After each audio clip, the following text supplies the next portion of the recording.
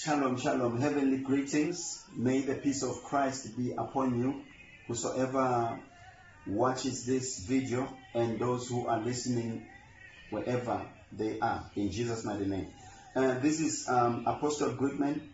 I'm so humbled to be chosen of God, and I believe the Lord will help you to continue in faith in Jesus' mighty name. This morning, I would like to continue with my subject, or something that is almost related to what we talked about last week, where we put more emphasis on the soul. Remember, we talked about the soul, that it is comprised of three basic elements, which is the reasoning capacity. We said a soul that is alive will always, that person will always think, you know what I mean? Will always think, will always reason, will always think, will always come up with ideas, you know. Mainly the ideas will be subscribed from the Lord himself, isn't it? Then we also talked about emotions, that a soul that is alive will have emotions, like our Lord Jesus Christ once had emotions many times. In fact, even in Gethsemane, he was overwhelmed with emotions because the body was about to actually experience some pain. And even in Jerusalem, when he's about to enter Jerusalem, he grieved because he understood that these people, they don't understand that there is a king here, there is God in their midst, yet they will disregard him, you know. And also emotions can be regarded as hating someone, being joyful with anything that is happening around your life. So as a believer, you're called to express your emotions according to the word of God in Jesus' mighty name. So we also have another part where you desire. When you long for something, especially that is in line with God, it tells you that your emotions or your soul is alive in Jesus' mighty name. We hear David one time, he says, I long to be in the presence of God. You know, he even he likened that longing like a deer pants for water in his heart. So, and the Lord also says, delight yourselves in the presence of the Lord, and he will give you now the desires of your heart. So I want us to look according to Hezekiel chapter 18 verse 4, where God says, behold, all souls are mine. You know, the opening remarks according to the Lord, when he says behold, he's actually drawing me and you to his audience. He says, behold, pay attention, all souls are mine. When God says all souls are mine, for me, the Lord just gave me something to make it simple, so to understand why the soul is so vital in his kingdom, why God is taking ownership of the soul. According to the word, I'm going to break it in characters. It has got 4 characters. It has the S, the O, the U, the L. The S, for me, the Lord puts it like this. Soul stands for seed. Then the U stands for uncorrupted. My God, uncorrupted and unconditional. You know, the U, and we will be using the 2 words, uncorrupted and unconditional. Then we also have L. L stands for love. I believe somebody might have jumped into the L and make it love. So when you're talking about the soul, according to what the Lord put in my heart, in order to continue to walk with him and understand what is expected of me as his soul, he said to me, the seed of preposition of uncorrupted and unconditional love. That means for me, when he talks about the seed, he's taking me straight to the sower, according to Matthew chapter 13 verse 3, where God is making a parable through the Lord Jesus Christ. He's making a parable where he says, there was a sower, who scattered some seed. The seed for me, it is actually, it likens a man, me, good man, as a seed. When God said seed of uncorrupted and unconditional love, it now talks to me when God in the Garden of Eden breathed, when he formed man Praise God. When he breathed his seed, when he put his breath, that was the seed that is uncorrupted, that is of unconditional love. Praise God. That means when someone loves God, that person, when he loves God, actually he's going back to his maker. Hence God says, all souls are mine. Hallelujah. Now I think somebody understands why God is taking this ownership, why God is so bold and say all souls are mine. Because he understands that he is the one who breathed to that body. He created that body, then he breathed his soul, the seed, of corruptible and unconditional love in Jesus' mighty name. So another thing that is happening about the soul, listen to this, I think it will also help you. The soul, it is so important, it is so instrumental, the soul between the body is a standalone, entity, and the soul, and we also have the Spirit of God. If a person doesn't know Christ, that means the Spirit of God does not actually have influence over the instruction, over the mind, the soul, and then the body is the one actually that is feeding the mind with all these corruptible things, because the body will always be be conscious of what is happening in the world. When fear comes from the world, the body will start to shiver. Hallelujah. Why? Because the body is not covered by the Spirit of God. Hence, the Word of God says, those who have received Christ, they did not receive the spirit of timidity, but they've received the spirit of courage and sobriety. That is why it is of importance that the body, the body listen to the Spirit of God through the mind that is renewed every day, which is your soul. Hallelujah. Then we hear David says, he restores my soul. When he was talking about that he restores my soul, he was saying God is empowering my soul through his Spirit. Now my soul does not listen to the body, but it listens to the Spirit, the entity of God, so that when I do take decisions, I listen. That is why one time there was a question by this young man. He was asking, how can a young man make his life pure? He says by reading or by consuming the Word of God, because he understood that now the mind was always renewed, always constructed, always bringing new things, new ideas from the Spirit, so that it can outshine the body or the demand of the body. Remember, the body is conscious of the world. The spirit, the soul is conscious of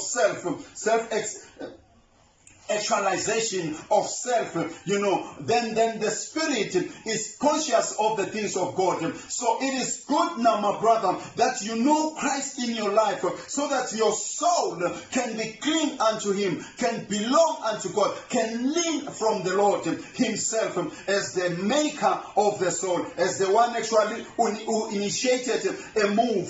That is why it is good your desires that are pure and clean in the presence of God. Hence the Lord says, those who delight in the presence of the Lord, He gives them the desires of their heart.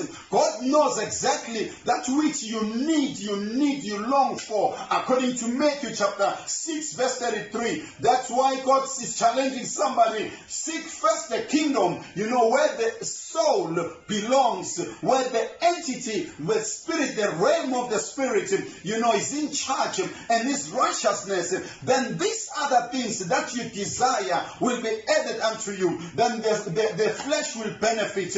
It does not start benefiting the flesh. It starts benefiting who? The Spirit in you. You awaken the Spirit through Christ, receiving Christ, accepting the salvation. Then you come now Then now you come, your soul now is renewed, is learning new things each and every day. That is why salvation, it is a process when it comes to the soul, because the mind must always be renewed. That is why a pastor will say to you, read the word. The pastor will say to you, pray continuously without ceasing. Why? Because he has an understanding from the Lord that the mind needs to be renewed each and every day. The body, does not get repented.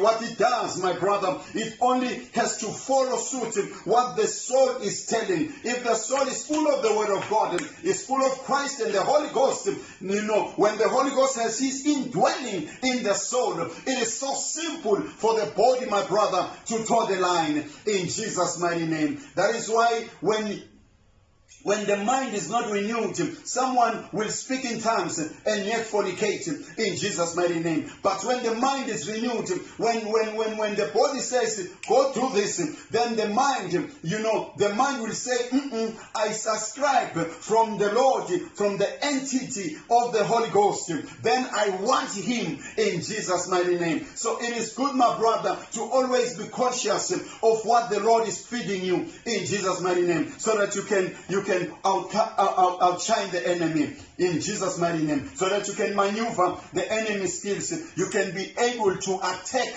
and know the vice of the enemy, as the Lord is putting it through Ephesians chapter 6 in Jesus' mighty name. Stay in the Lord, be strong in the Lord, and he's mighty in Jesus' mighty name. So I want us to look at this, like I mentioned earlier, to say the soul, the seed of uncorruptible, unconditional love, So when God says, all soul are mine, he is actually, my brother, he wants you to pay attention and give your soul, surrender your soul unto God, so that you can order the steps. Hence the word of God says, the steps of a righteous man are ordered of God. If your soul is cleansed and washed, purified, in the blood, by the blood of the Lord Jesus Christ, my brother, you are making God happy about your life. It is good that you give your soul unto God. Give your soul unto God. Give him your soul. That is why it is important that you give him your soul. Jesus Christ one time, he says, serve the Lord with your soul. Yes, with your soul. Because he understands where the engine is. If your engine, my brother, doesn't have Christ, then it is useless. You need to have Christ. Serve him with your soul. It is so important in your life, as long as you are living in Jesus' mighty name. So to make it simple, to understand why the soul is so important, you need to have this in mind. The seed of uncorruptible and unconditional love. That is why God will chase after the soul. If now the soul sins, it will die of eternal death. Not of what people are thinking. Because God, who initiated the move, is the one actually who will also close the move. Hallelujah. I love that. So a soul that sins will die. Now, no longer your father will actually stand on the gap and defend your soul. Even you are not going to stand on your father's gap or save them. But they themselves will be on their own, territory, where they will have to account of what they have been feeding their soul. And your soul is so important. Let me tell you another point. When you read, according to Luke chapter 1, verse 46, we hear Mary here. I want you to hear something. It says, Mary said, Mary magnifies and exalts the Lord. My soul magnifies and exalts the Lord. That is a present tense. It happens now. Listen to the verse 46. And my spirit has rejoiced in God my Savior. That tells you, my brother, to say it does not start with the soul first. It starts with the spirit. Then the spirit will send a message to the soul.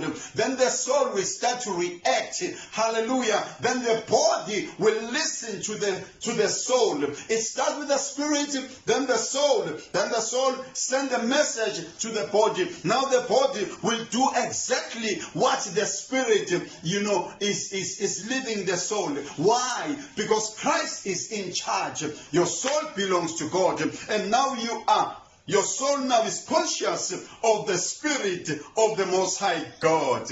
Hallelujah. In Jesus' mighty name. In Jesus' mighty name. I'm about to pray for somebody now. I don't know about your soul. How is your soul, my brother? What are you feeding your soul? Someone there maybe is feeding the soul with adultery. Maybe you are married, then you are feeding the soul with another man's wife. That is wrong. You are killing your soul. You are killing the spirit, the inner man. Maybe you are fornicating. When you are doing that, you are killing the inner man inside of you. Maybe you are stealing. When you are doing that, you are killing the inner man inside of you. Maybe you are hating people, with a reason or with no reason. When you are doing that, you are killing the inner man. So now I'm praying for you. Come back.